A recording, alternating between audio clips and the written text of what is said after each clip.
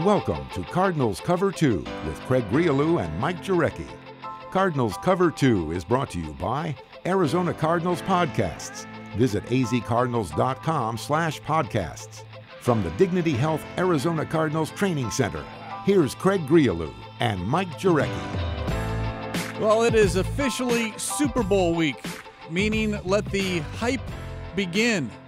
And I don't think there was much in that first week after the championship games, and maybe because of the championship games themselves on what happened, or maybe better yet, what didn't happen. But usually that 2 weeks, I understand it from a team perspective because you're able that first week to get your preparation in, the tickets, the travel, all the extra stuff, and then you deal with all the media during Super Bowl week. But there wasn't that much last week on a Super Bowl perspective. Yeah, I mean, usually, obviously everything gets ramped up. Both teams arrived yesterday. They'll have their media night tonight. They've started this a few years ago.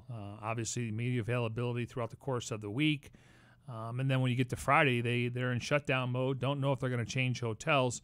But I think it was based on, obviously, I think the first couple of days was, did the Saints get hosed? And then Brady saying, we didn't have a chance in this game. Obviously they didn't play really well on the road this year. And then we get the defensive back who was fined.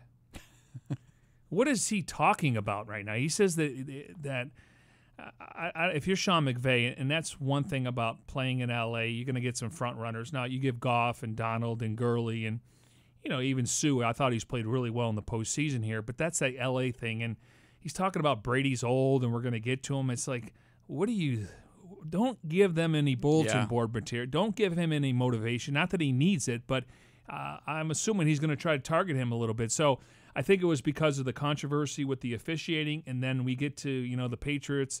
Everyone kind of wrote them off. They're not the same team. Brady's not going to get back there again. But once you get to that city, now you're going to have some storylines coming out starting today. Well, one of the first storylines, and we'll get to the show here in a minute because I know we both saw this today, and it happens every single year, but EA Sports in the Madden NFL 19 has predicted that the Rams will beat the Patriots by the final score of 30-27. But the interesting point is who they predict who will be the MVP, and that will be Aaron Donald, who will sack Tom Brady 4 times. And as you noted, MJ, Brady has not been sacked here in the playoffs yet. Now, is he capable of getting 4 sacks? I would think at some point if you're, the New England Patriots, including their offensive line coach and Belichick and Josh McDaniels, you're not going to let him get hit that much. 4 sacks from Aaron Donald and he would win the MVP. Now, they got it wrong last year. Correct. So it's just, they punch all these numbers in their simulation. You add 2 teams up.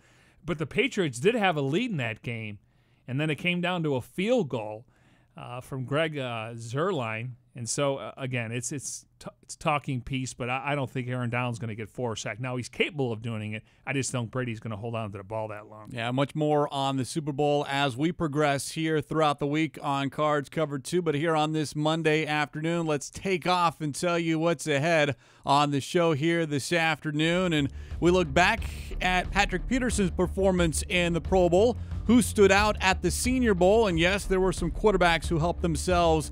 Plus, it may not mean much or much at all, or it could mean everything.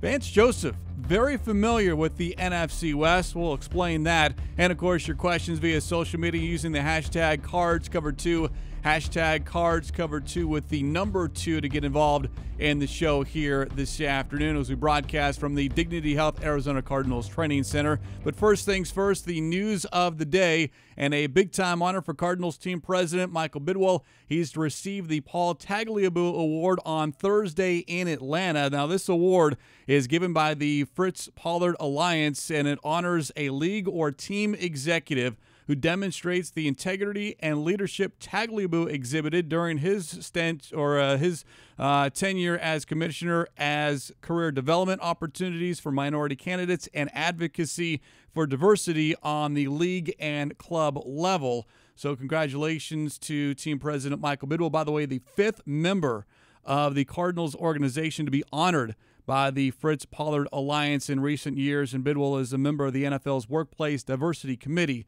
So, again, that award coming up on Thursday, and again, a huge honor not only for Bidwell but the entire Cardinals organization as well. Yeah, and that's something that's, been discussed from Adele Harris, who worked here for a long, long time back in the day. I don't know if she came from St. Louis, but I know that she was here in this building. And then when they hired Rod Graves as general manager and Denny Green as the head coach, you don't see a lot of that. So, obviously, the league is trying to do a good job when it comes to minority hiring and the Rooney Rule when it comes to NFL head coaches. But this is a nice award for the Cardinals. And as you mentioned, they're 5th overall. And so when it comes to that kind of stuff, at least they're recognized. And there's other teams doing the same thing. But it's nice to see Michael Bidwell and what he's done for the not only the organization, but now that he's in the NFL, on certain committees. And so he's definitely upped his ante when it comes to his profile. Much more on this. Darren Urban has a piece up on azcardinals.com to read more about the honor coming up on Thursday. Also this week in Atlanta, the league is kicking off a year-long celebration to mark its 100th season. The campaign will officially launch ahead of the Super Bowl with a commercial spot on CBS. Right now, though, we want to give you a sneak peek on that commercial.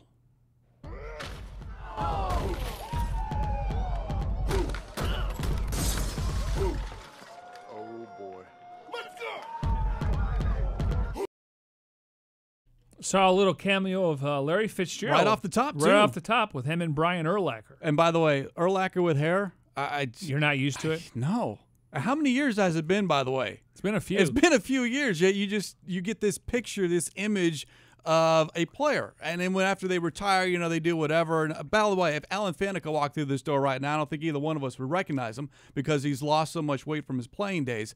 But when you're out of sight, out of mind, you change, and then we just have this specific picture of Urlacher in that Bears uniform, but he and Fitz sitting side by side, and certainly, kind of leaves the commercial up to the imagination on a number of different cameos as far as who shows up in this commercial spot. There they are, all now, dressed to the nines. Did they tape this in Arizona because Urlacher does have a home here? We know Larry lives here, and obviously you see more of the video and it's a different setting. So I wonder when they taped that, but. Deion Sanders, he started growing hair again. It's true. When you're on TV, I guess, you don't want to have that bald look, even though some guys can pull it off. But Deion, he's got a nice threads going right now. Yeah, so just interesting that commercial spot again just ahead of kickoff on Super Bowl Sunday. Now, to prelude this even further, they're going to come out with their all-century team. So basically 100 years of football. And I've talked to Larry about this, and I talked to Rick Gosselin from the Dallas Morning News, who's part of the Pro Football Hall of Fame voters. And it looks like they're going to have 8 wide receivers. And so, I think it's important for Larry to, if this is his last year, and we've talked about this for the last couple of years, we'll just let it play out. But I think of Don Hudson, and then you throw in Jerry Rice and Randy Moss, and there's going to be some others, and I think Larry will make this list, and it's one of those achievements where we had the anniversary teams, but this is going to be the all-century team. 100 years of American football and the National Football League. Curious to see who the quarterbacks are. Do they go with 6? That's going to be hard to do considering who's got rings and, who obviously had outstanding careers. So this is something that we'll probably hear more about as the season progresses, but, they're going to come up with their all-century team, and I think Fitz, he'd love to see his name on there if his career comes to an end, whether it's this year or next year. Well, and the only thing lacking with Fitz, obviously, is the championship. Other than that, he's got all the numbers. It's just like Dan Marino. You've got all the stats, all the numbers. What you don't have, though, is that championship next to your name. You've made it to the Super Bowl. You just haven't won it. Yeah, I would agree with that. But it'd be interesting to see because, you look at offensive linemen. We've had some great offensive linemen. I mean, how do you pick DBs? I mean, so whoever is in charge of that and that list, it's going to be a lot of debating going on, and I'm sure some people are going to feel slighted because this is one team where you want to be on. It should be a lot of fun. 100 years of football, again, an entire year-long celebration, which will kick off this coming weekend in Atlanta. Now, that is on Sunday. This past Sunday, just yesterday, was the Pro Bowl, and the Cardinals represented with just one player. That was Patrick Peterson. The game itself, the AFC beat the NFC 26-7. The weather wasn't great. If you were watching it from the stands, I don't know how much fun you had. If you watched it from your couch, I don't know how much fun it was to watch. But the players themselves, MJ, seemed to have a lot of fun, more so than I think in years past, because we saw Mike Evans play defense. He caught an interception. We had Saquon Barkley, Alvin Kamara, Ezekiel Elliott all rushed the passer. Guys who were on offense wanted to play defense. Guys on defense wanted to play offense. And I think it's just almost more so for the players themselves, it seemed like, at least this one, just because of the weather kind of dampened everything as far as just how slow the game was played. Yeah, and it was kind of two-hand touch, and I was shocked that the NFC couldn't score a touchdown until late in the game. You know, if they do play defense in the Pro Bowl. Is that right? Now, if I'm Jerry Jones and I see Zeke Elliott out there rushing the passer, I'm calling down to Jason Garrett and going, what are you doing? We can't get this guy hurt. But, again, it's kind of two-hand touch. Nobody was, obviously nobody got hurt, and that's a good thing, because if you're an owner or a head coach, you're just praying that you don't get a phone call during the game that somebody got hurt. But, yeah, I think over the last couple of years they've kind of relaxed the rules a little bit. You don't want anybody to get hurt now. I was reading earlier today that they may find a new location. Well, the contract is up in Orlando. It was a 3-year deal. So now the question is, do you stay in Florida? Do you move it around? I mean, the 1 year it was here in Arizona, but that was during Super Bowl week, and they've done that a couple of times where the Pro Bowl happens in the same city as the Super Bowl. Maybe it does that again. Maybe it goes back to Hawaii, and you turn it into more of an even greater reward as far as players and their families. Yeah, because at least Orlando, there's stuff to do with the kids. You can go to the amusement park, you can go to SeaWorld, I want to say. But Hawaii, though, obviously a little bit different. Obviously have the beach and everything else. So curious to see where it ends up. But I haven't seen the ratings yet. Have you? I did. I double-checked right before we came down to do the show. They were down slightly, but still very, very good. I believe it was a 5.7. Last year was a 5.9. And look, I'm just going to say, if you don't like the game, and there are a lot of you out there that don't like it because it's not real football, then the solution is simple. Don't watch the game, because it's not going anywhere. I'm telling you, the ratings are tremendous compared to anything else that ESPN and ABC put on at that time or against any other sport on a Sunday afternoon in January. You're not getting those type of numbers. The game itself is not going anywhere. If you don't like it, don't watch it. It's not that difficult. Yeah, the thing is, really, it's the first weekend when we don't have any football, though, Well, yeah, and people want it. Yeah, the same thing when it happened at the end of the Super Bowl was the following week. Hey, we got one more week of football. Yes. And, And, you start looking at it, because the game wasn't in Hawaii, they start the game the last couple of years earlier, at least our time, 1 o'clock. And, usually when they're in Hawaii, it's a little bit different. But they'll find a home for it. Yeah, and if you're not interested, to me, I just like to see like Patrick Peterson on the number one wide receiver, and I was hoping he would pick off Patrick Mahomes, or in this, another quarterback, Andrew Luck. So I like the fact that it's one-on-one matchups. You're not going to get anything from the interior or the linebackers, but when you throw those corners in there and the quarterbacks, they're competitive. They want to do well in front of their peers. Mahomes was the offensive MVP. Jamal Adams of the Jets was the defensive MVP, but the star of the game was actually former Cardinal fullback Anthony Sherman. Now with the Chiefs, had 4 carries for 11 yards. They were showcasing him for 92 yards, and all of a sudden, maybe Andy Reid has a new weapon as his disposal for 2019. But again, the AFC won 26-7. Patrick Peterson didn't show up in the final stats, but this was now his 8th straight Pro Bowl appearance. Let's take a look back at Peterson's week in Orlando, courtesy azcardinals.com.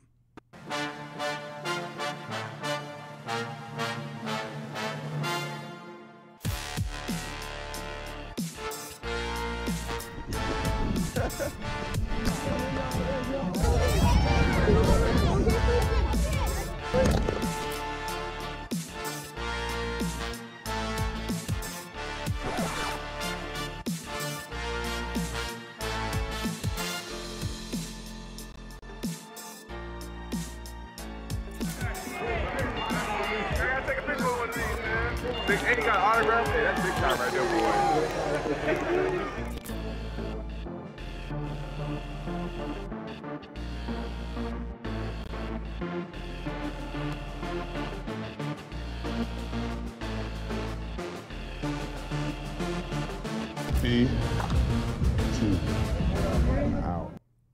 Really unfortunate about the weather in Orlando, but it looked like the players had a lot of fun. And for those listening to the podcast, go to azcardinals.com to see that Wired segment, because the Cardinals followed Patrick all week long. And I'm sure right now Patrick would like a little break from a couple of people from the Arizona Cardinals social media department. You know, Patrick obviously is going to be in the Pro-Am on Wednesday. Absolutely. Phoenix Open. Yep, Phoenix Open. I think the only Cardinal. Larry's obviously attending Harvard Business School. Or now he's on his way to Atlanta for all those That's duties true. and festivities. Well, he usually gets there at the end of the week and starts, promoting things on Radio Row, and he's going to be working for Westwood One.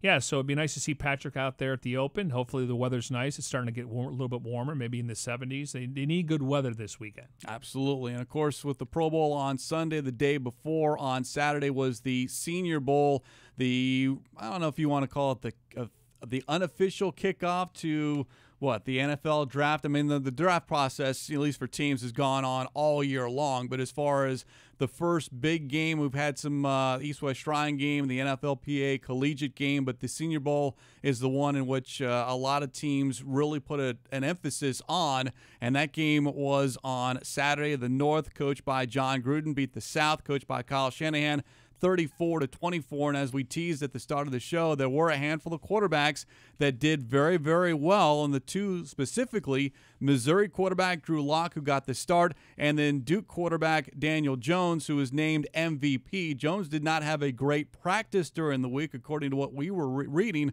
but during the game, certainly looked very, very good. 8 of 11 for 115 yards, had a touchdown pass and a touchdown run. So Lock and Jones perhaps moving their stock up draft boards into the first round, maybe top 10, top 15, depending on what happens between now and April, because you still have senior days for these guys. Well, but free agency was a good start. too. Yes, that will between things. Nick Foles, whether he goes to Jacksonville or maybe the Washington Redskins, the report came out over the weekend. Looks like Alex Smith will not play next year. And then you look at Joe Flacco as he ended up in Denver. Where does Tyrod Taylor? Where does Teddy Bridgewater? Does he stay in New Orleans? What happens with Ryan Tannehill and Blake Bortles? Are they available out there? Ryan Fitzpatrick, he's going to be available as a backup quarterback, probably one of the best in the league at this point.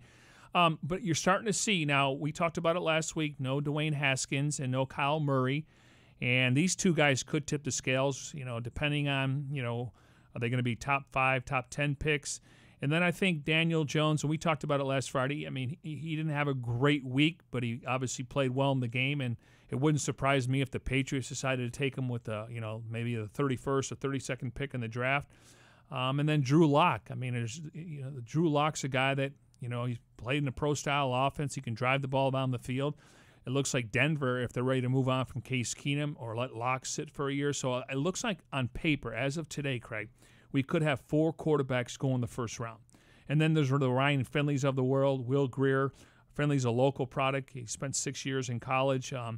He's a guy that, he's mature. He can run an offense. And there's going to be some other quarterbacks. But right now, if I had to say Haskins, Murray, Lock, and then you throw in Jones, they could be 4 first-round picks, and then you'll start to see some second, third, and fourth-round picks. So it'd be interesting to see, based on free agency, what spots fill up. And then if somebody goes to the combine and pulls a Mitch Trubisky or Deshaun Watson or Patrick Mahomes, then all of a sudden we could see some go in the top 5, if not the top 15. Yeah, Finley went to Paradise Valley High School in Phoenix, and Daryl Jeremiah out of the NFL Network wrote about Finley and his performance on Saturday, quote, probably the most consistent and effective of the quarterbacks, talking about not only the practice but the game as well. Here's someone who, again, born and raised here in Arizona, went to NC State, 6'3", 185, probably needs to add a little bit more weight to deal with the hits and all that comes with the NFL game, but certainly has the size. Maybe not a strong arm compared to the others. Right. But you don't need, Tom Brady doesn't have a strong arm. You can be effective with your throws, and I think that's what Finley showed over the weekend. Yeah, and he actually went to Boise State and then transferred to NC State, but he had some injuries, and so he was in college for 6 years. You know, the fact that he's 24 years old, you know, we go back to last year's draft class, we got a bunch of 21-year-olds. Now, there can be pluses and minuses. A mature guy like Will Grier, who has a family, he has a son from West Virginia. Now, you know, Brandon Weeden was drafted, 28 years old? Yep. Back in the day sounds familiar, yeah. From the Cleveland Browns. So do you take the mature guy, or is there a guy 3 years from now that has bigger upside? So teams will have to figure that part out. But as of today, it looks like we could have 4 quarterbacks going possibly in the first round. One other name I want to throw out just because of what the Cardinals may do with Cliff Kingsbury as head coach, and this is wide receiver Andy Isabella out of UMass. 7 catches, 74 yards, and a touchdown. Again, Daniel Jeremiah on Isabella, quote, "The team that drafts him is going to love using him on fly sweeps and bubble screens. Just get the ball in his hands and watch him go," unquote. Isabella told the media in Mobile, MJ, that he ran a 4.26 hand-timed 40-yard dash during training sessions. Now, if he can do that at the NFL Combine, now all of a sudden you're looking at someone that has really improved his stock just because of his speed, and specifically when I mentioned Kingsbury's offense, fly sweeps, bubble screens. Get him out in space, Can't and all of a teach sudden, speed. yeah, and then all of a sudden you've got someone that maybe can make a defender miss. I mean, I don't know his projection right now, but if he's able to do what he did during the week and on Saturday in Mobile, do it again in Indianapolis for the NFL Combine, all of a sudden that's a name. And I throw it out with the Cardinals just because of what that offense could be, but other teams are going to be showing an interest in that kid. Another guy, Deebo Samuel from South Carolina, they're comparing him to DJ Moore. DJ Moore, Calvin Ridley were first-round picks last year. I think Sutton and Kirk went in the second round. And a lot of these guys have good size and speed. That's one thing you're going to see when the receivers come off the board in the first round. It's about speed. That's why when it comes to N'Keal Harry, is he going to run a 4.58 40? Is he going to run a 4.55? Is it a 4.6 just below it? Because to me, he's really good on the 50-50 balls. I think he's got some grit. He needs to improve in his route running. But I do think he can maybe slide to the end of the first round, if not early second round, and that's one of the needs the Cardinals will obviously have to take a look at. Again, free agency first. I think they'll have to address the wide receiver position because we start looking at Cliff Kingsbury's offense, Craig. First of all, the fullback's gone, so we're not going to have a fullback on the roster like we did last year. That was short-lived. Really, their base offense is 3 wide, and we're probably not going to see multiple tight ends. Maybe they use Ricky Seals-Jones as an extra / wide receiver tight end. He's got to become a better blocker. So on paper, you got Fitz, you got Kirk, and we'll see if any one of these other guys step up. But if they sign a free agent wide receiver and then you're able to draft one, and then you got the development of Sherfield and Tolliver and Farrell Cooper, all of a sudden you flood the position. So if they're going to go 3 wide, they have to add an experienced guy behind Fitz and Kirk, and that could be a free agent wide receiver. If not, you take someone in the draft. Of course, we talk about speed with the wide receiver position, and there is a difference between running a 40-yard dash and in running off the line of scrimmage. Case in point, Christian Kirk doesn't have great speed, maybe compared to some other wide receivers as far as just running a straight line, but how many times do you run a straight line where you're not being impeded? It's that initial burst off the line of scrimmage that allowed Kirk to get open so many times. That's what impressed me about Kirk, because we talked about the size and speed, and there were people that doubted him, and he was told by a couple of teams, if you're on the board, we're going to draft you in the first round. Granted, good thing for the Cardinals, they got him in the second round. But that's one thing, and I keep going back to Matt Bowen. He tweeted some videos out of Kingsbury's offense in college. I know it's college, but they throw the ball within 5 yards of the line of scrimmage. They want to get matchups. They want to do bubble screens. They want to do jet sweeps. They want to fake it to the running back, throw a wheelhouse route. I wonder if you look on paper, the Cardinals have Fitz and Kirk as technically slot receivers. What do you think of Cole Beasley? Interesting name. Because, again, these guys can get open. They can get yards after catch. Now, I think the Rams do miss Cooper Kupp just because he really – it was an easy throw for Goff. I have no idea who the Cardinals are going after in free agency. I can give you some names, and again, that's just a wish list. But I wonder if you get another slot receiver here because you want to get rid of the ball less than 2.5 seconds, and that's something Rosen's going to have to work on. But this offense details guys that can go in the slot, like you said, get open, and then get some yards after catch. So it'll be interesting to see what the wide receiver core looks like, and I'm glad that Sherfield and Tolliver And, Cooper's going to have to learn a new system like the other guys, but I'm glad they got a chance to come in here and play because that adds depth to that position. And I didn't even mention Chad Williams. Yeah, and that's an interesting name to keep an eye on, and perhaps maybe this will be the season. Let's hope so. If he stays healthy and can get consistency week in and week out. It is a Monday edition here on Cards Cover 2, coming to you from the Dignity Health Arizona Cardinals Training Center as we broadcast in our Bose QC35s. A reminder still to come, Bird Gang sound off using the hashtag Cards Cover 2, hashtag Cards Cover 2. We'll do that a little bit later on in the show. All right, let's bring things back closer to home. When we talked about Patrick Peterson in Orlando, last week we heard him talk about the new head coach, Cliff Kingsbury. Today, Peterson and some others again in Orlando on new defensive coordinator, Vance Joseph. Here's Peterson with Brandon Natus, not only on Joseph, but also the return to a 3-4 scheme. And obviously, new defensive coordinator, Vance Joseph, and Steve Keim said the team's switching back to a 3-4 defense. Thoughts on Vance and the 3-4? Man, that's a blessing. To get back in that into that 3-4 defense. I believe that's what our team is built upon. I believe that's a defense that caused a lot of havoc, especially the style of play that we like to play on the outside. Very aggressive, being able to let corners press, and being able to play now that match, carry, deliver defense. So I think it's going to be great for us. I believe we can get back to our playmaking ways. Obviously, Chandler getting back to what he's used to doing.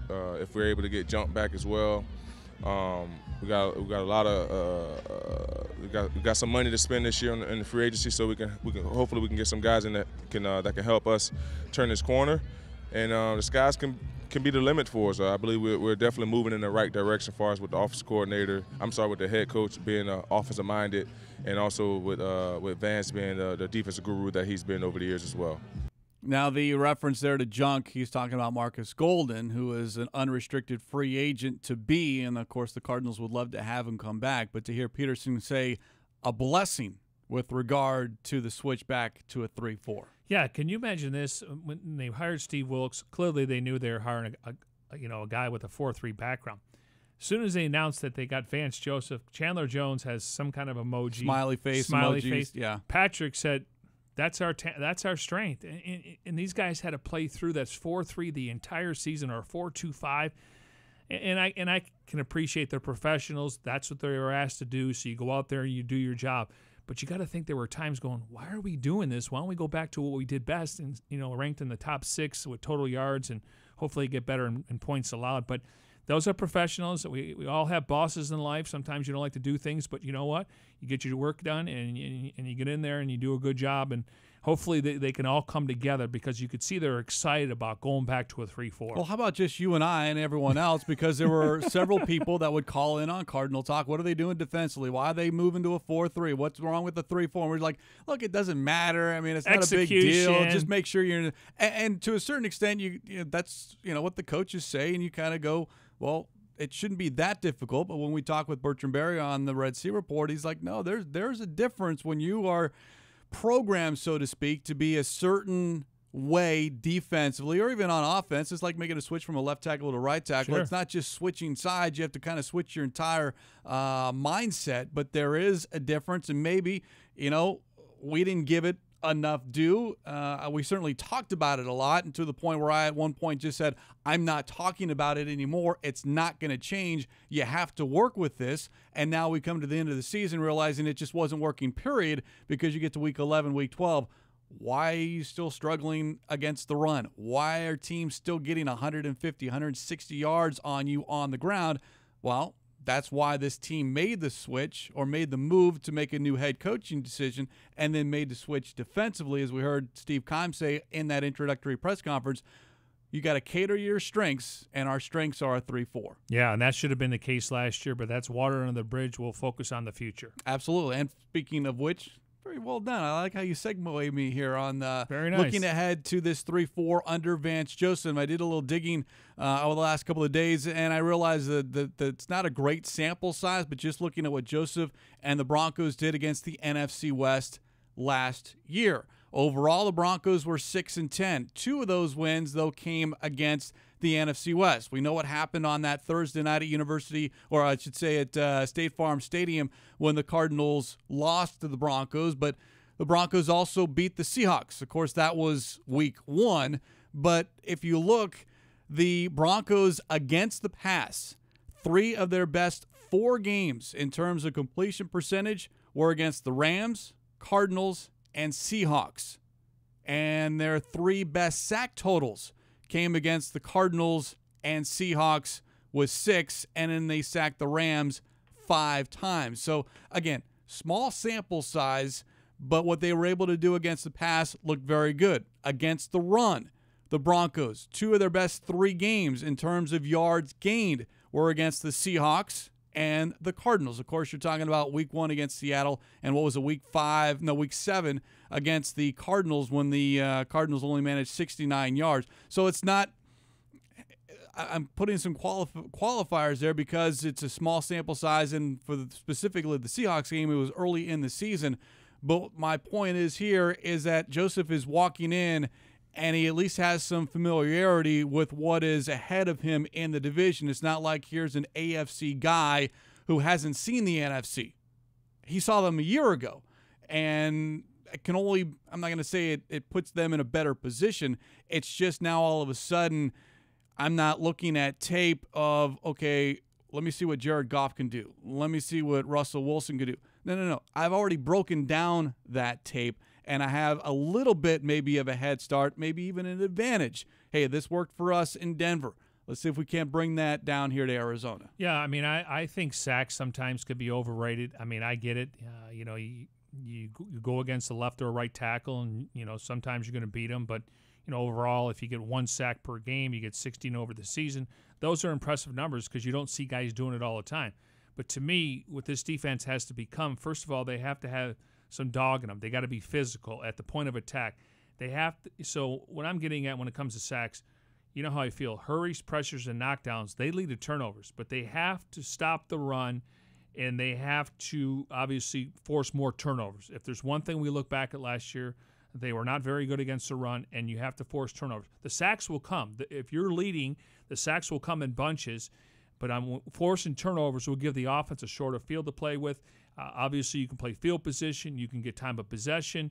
You can hopefully get them off on 3rd down. So, to me, until they figure it out offensively, Craig, as we said last year, and it didn't happen, defense is going to have to carry their water because you have a former head coach with a defensive mind. You got Billy Davis in there. Hopefully we're going to hear some more names. But for the most part, at least early on, they're going to play to their strengths, which is a 3-4. But again, sacks could be a little misleading. I want them to be physical against the run and force some turnovers, probably more in the secondary than the front seven. Well, just make that quarterback uncomfortable in the pocket with the sacks, the pressures, the hurries, the knockdowns, however you want to qualify it or term it. But certainly looking at what the Broncos did, and they faced, in addition to Josh Rosen, they were also up against Baker Mayfield, Sam Darnold, and the Broncos did very, very well against both those teams. They ended up losing those games, but Mayfield did not look great in that game against the Broncos. In fact, he finished with his 2nd lowest passing yards and 4th lowest completion percentage of the season. And Darnold in that game, and with the Jets beat the Broncos, he had his 2nd lowest completion percentage of the season.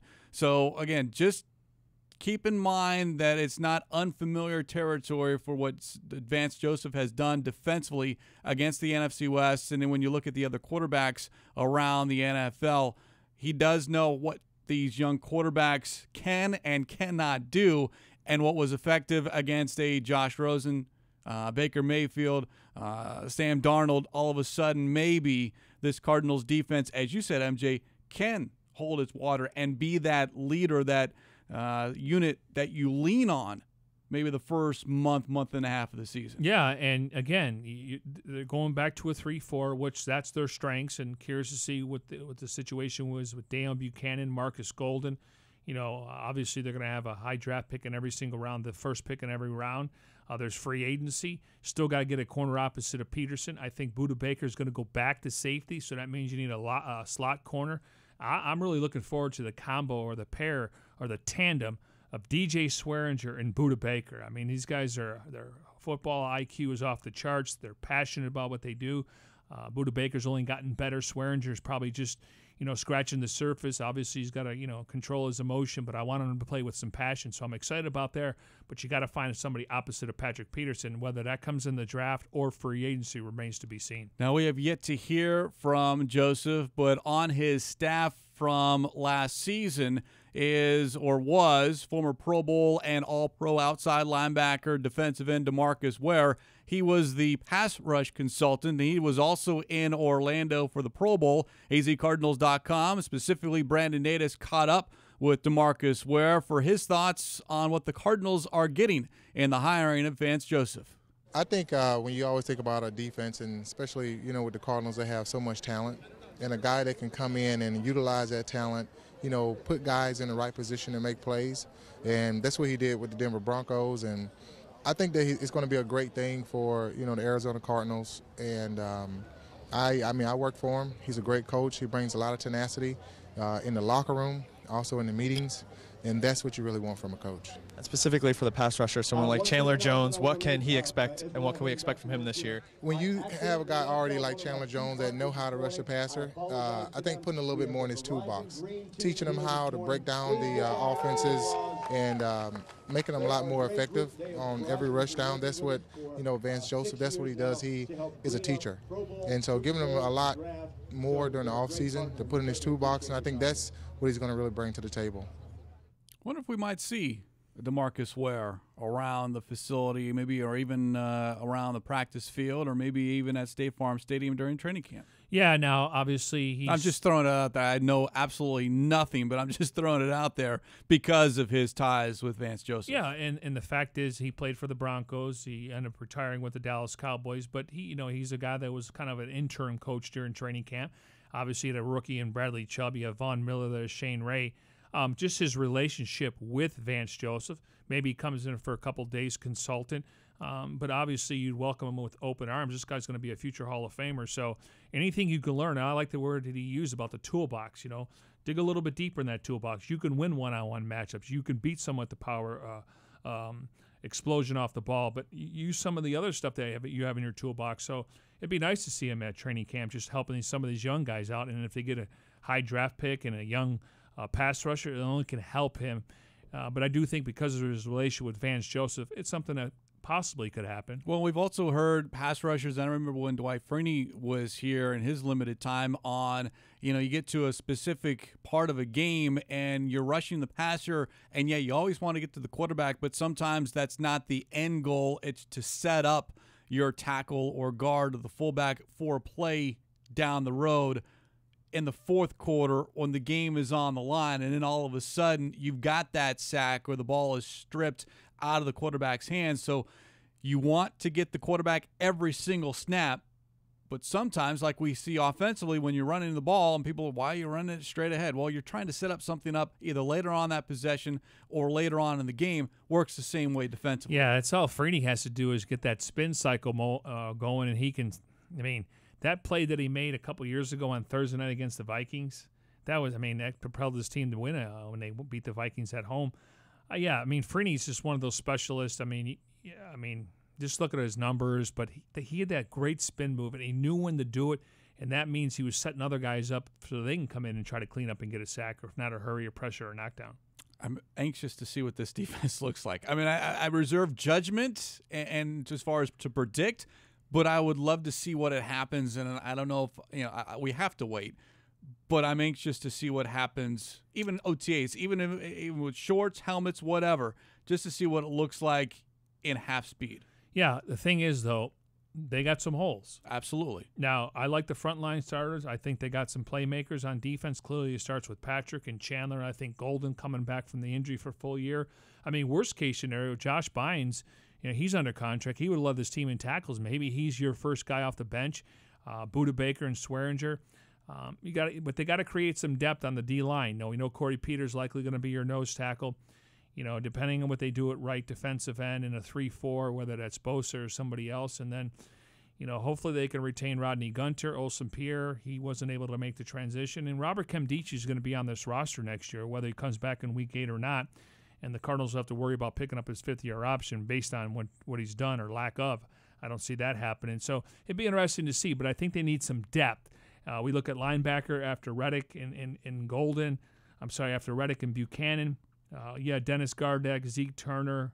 You throw in, a guy like Josh Bynes. I just think they got to get more athletic, add a little more speed to that side of the ball. But I'm excited as you, because I think when you take Vance and the fact that his background's defense, this he's going to go into games with a little bit of a chess match, depending on who the quarterback is or the coordinator for the other side. But the fact that he can just focus on one side of the ball, I think that's going to go a long way. And, of course, free agency as far as adding to that depth starts first, and then it's the draft. March and April, 2 big months, not only for the Cardinals but the rest of the NFL. Cards Cover 2 here on a Monday afternoon from the Dignity Health Arizona Cardinals Training Center, broadcasting in our Bose QC35s.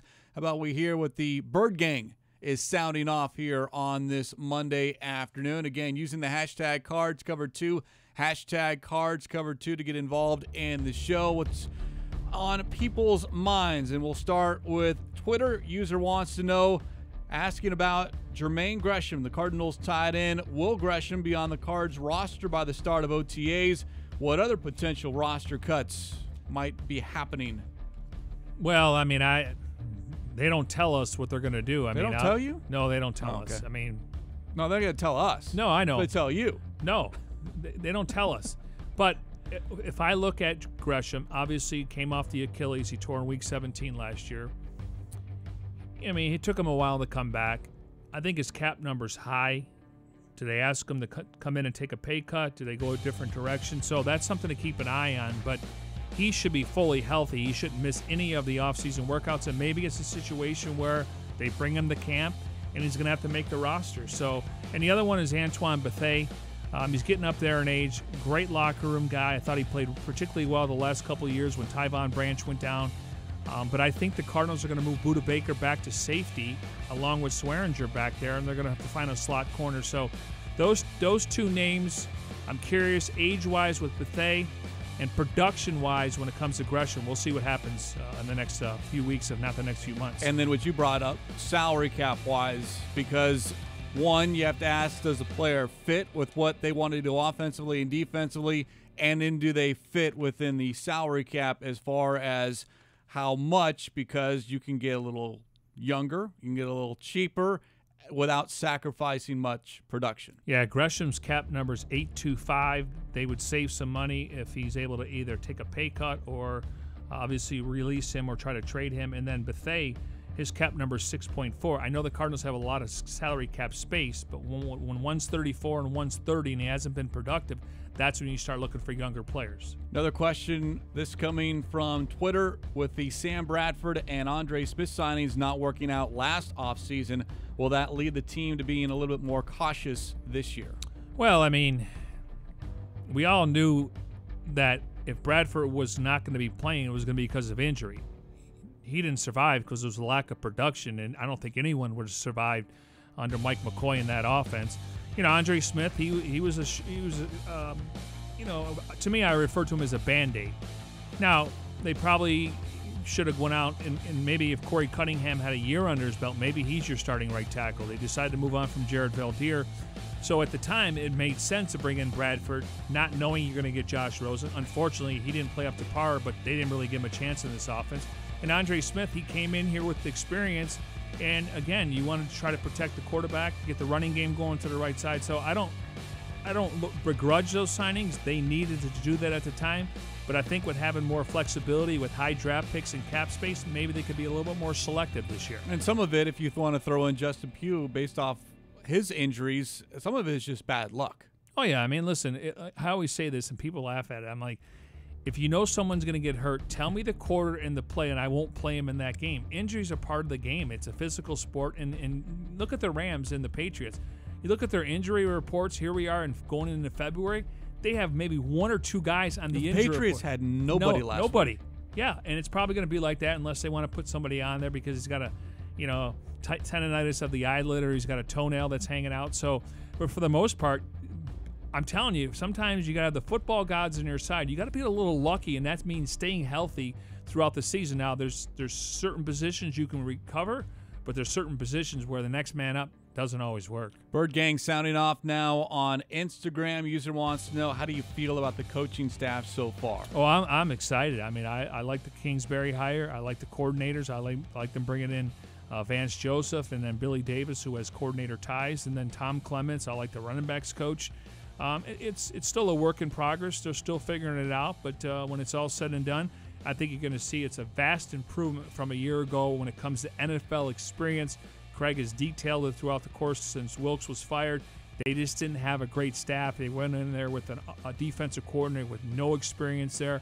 That will not be the case under Vance Joseph on defense. Well, it's experience not only at the NFL level, but at their position that they're coaching as well. A lot of guys in the previous staff had NFL coaching experience, but just not coaching a specific position or a specific area. So far, that hasn't been the case with Kingsbury, and I would expect more names or more official names to be announced either this week or certainly by early next week as far as filling out the rest of Kingsbury's staff. Yeah, you go to azcardinals.com. They get the head coach, Cliff Kingsbury, and then they have 8 other coaches announced. I think the staff will have between 18 and 20 when it's all said and done. Certainly be a busy offseason, as we've talked about here and other platforms on how important this offseason is for the Arizona Cardinals. Certainly appreciate the Bird Gang sending off here on this Wednesday using the hashtag CardsCover2. Hashtag CardsCover2. We'll do it again on Wednesday. Just keep them coming. Certainly a lot of questions that need to be answered, not only immediately, but certainly long-term for this team as they look to get back in the playoff picture after a 3-win 2018. And with that, that's going to wrap up this edition of Cards Cover 2. Special thanks to those behind the scenes, Tim Delaney, Jim O'Mahundro, Devin Henry, Jeremy Schnell, Brandon Adis, and Jackson Sipes, all working hard on this Monday. For my partner, Mike Jurecki, I'm Craig Grialou. Enjoy your Monday. We'll talk to you on Wednesday here on Cards Cover 2.